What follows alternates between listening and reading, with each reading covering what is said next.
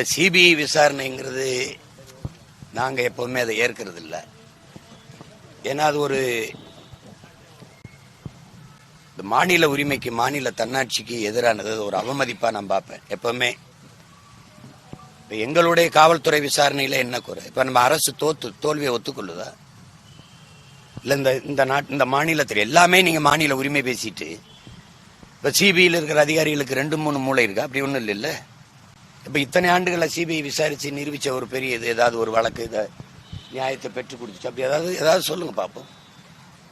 இது தமிழ்நாடு அரசுகிட்ட இருக்கு, சிபிஐ மத்திய அரசுகிட்ட இருக்கு, இந்திய ஒன்றிய அரசுகிட்ட இருக்கு. நம்ம நினைச்சுக்கிட்டு இருக்கோம் நீதிமன்றம், தேர்தல் ஆணையம், அமலாக்கத்துறை, வருவாய்த்துறை, இந்த வருமான வரித்துறை, இந்த மாதிரி இந்த மத்திய புலனாய்வுத்துறை எல்லாம் தனித்த அதிகாரம் கொண்ட தன்னாட்சி அதிகாரம் பெற்ற அமைப்புகள் என்று நம்பிக்கொண்டிருக்கோம். அது ஆட்சியாளர்களுடைய 5 விரல்களைப் போல இருக்கும். அது நீட்னா நீட்டும், மடக்குனா மடக்கும். அதனால அதை பேசி பயன் இல்லை. சிபிஐ விசாரணையில் என்ன வந்துடும்? அப்ப இவ்வளவு சிறந்த காவல்படை, எங்க காவல்படையை அவமதிக்கிறீங்க. நீங்க என்ன பிரச்சனைன்னு சொல்லுங்க. நீங்க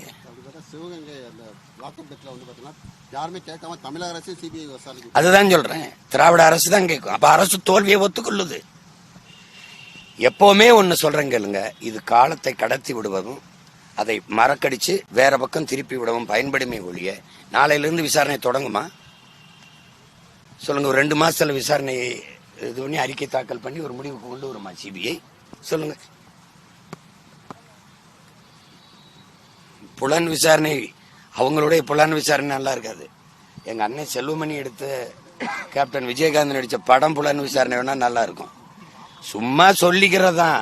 அது ஒரு விசாரணை போடு, ஒரு கமிஷனை போடு, தனிநபர் ஒரு நீதிபதி பேர்ல ஒருத்தர் தலைமையில ஒரு விசாரணையை போடு. அப்படிலாம் என்னன்னா டேக் டைவர்ஷன். சாலையில போயிட்டு இருக்கும்போது டேக் டைவர்ஷன் போடுவான். இந்த பக்கம் திரும்பி போ, அந்த பக்கம் திரும்பி போ, திசை திருப்பி விடுறது தான்.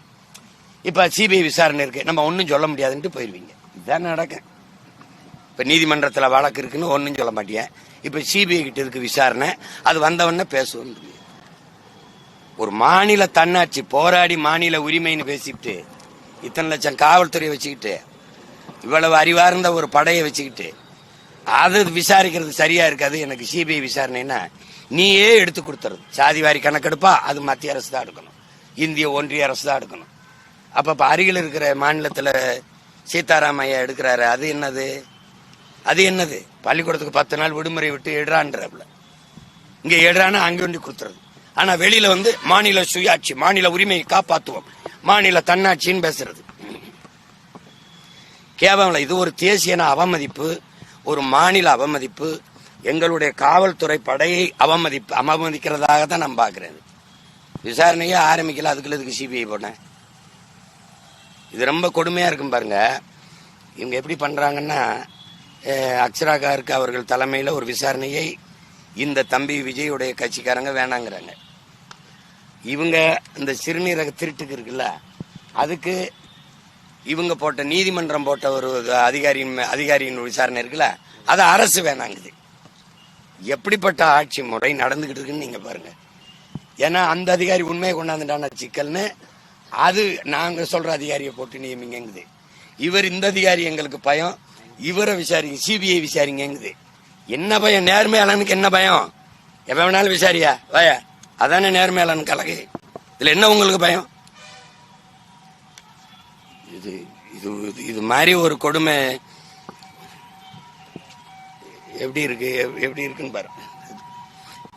சொல்றது மட்டும் நீங்க சிறுநீரக திருட்டுன்னு சொல்லிடாதீங்க, அது சிறுநீரக முறைகேடுன்னு சொல்லுங்க. அதுக்கப்புறம் மது பிரியர்கள் என்று சொல்லுங்க. ஒவ்வொன்றுக்கும் பேர் பாருங்க. நோயாளிகள்னு சொல்லிடாதீங்க, மருத்துவ பயனாளிகள்னு சொல்லுங்க.